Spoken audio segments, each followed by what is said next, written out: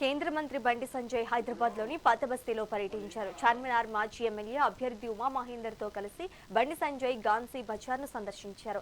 అక్కడ వెలిసిన మురళీధర్ ఆలయంలో ప్రత్యేక పూజలు నిర్వహించారు. ఈ సందర్భంగా స్థానిక బెంగాలీ కుటుంబాలను కలిసి వారి సమస్యలను అడిగి తెలుసుకున్నారు. పాతబస్తీ ప్రజలకు బీజేపీ అండగా ఉంటుందని భరోసానిచ్చారు.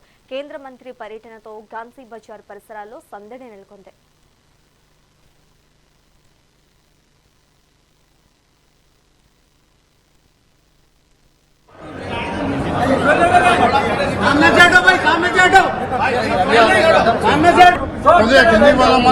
జరుగుతున్నటువంటి ఎన్నికల సందర్భంగా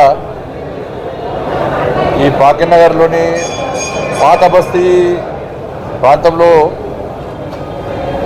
బెంగాల్ నుంచి వచ్చి ఇక్కడ స్థిరపడి ఉన్నటువంటి అనేక కుటుంబాలు ఇక్కడ ఉన్నాయి కాబట్టి వాళ్ళందరినీ కలిసి వాళ్ళ కుటుంబ సభ్యులు, వాళ్ళ బంధుమిత్రులు, వాళ్ళ స్నేహితులు అందరూ కూడా బెంగాల్లో చాలామంది ఉన్నారు కాబట్టి దాదాపు 60,000 మంది ఇక్కడ నివసిస్తున్నారు.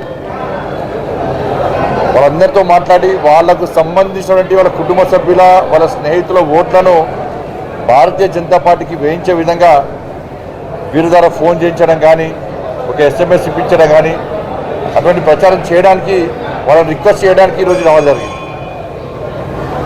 అనేక బెంగాలీ సమాజానికి సంబంధించి అనేక సంఘాలు వచ్చినాయి.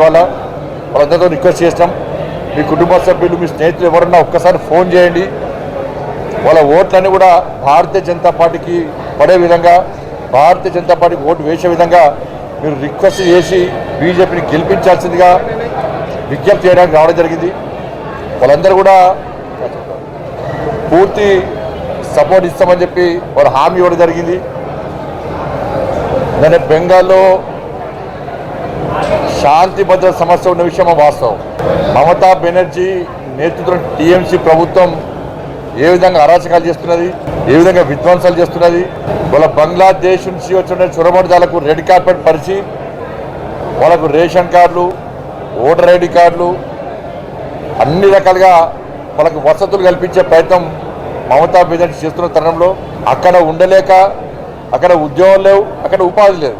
మరి ఉపాధి కోసం చాలా మంది ఇక తెలంగాణకు వచ్చింది. అక్కడ ఇబ్బందులు పడి ఈడికి వస్తే ఇక్కడ కూడా అనేక ఇబ్బందులు పడుతున్న విషయం గతంలో జరిగిన అనేక సంఘటనలకు నిదర్శనం.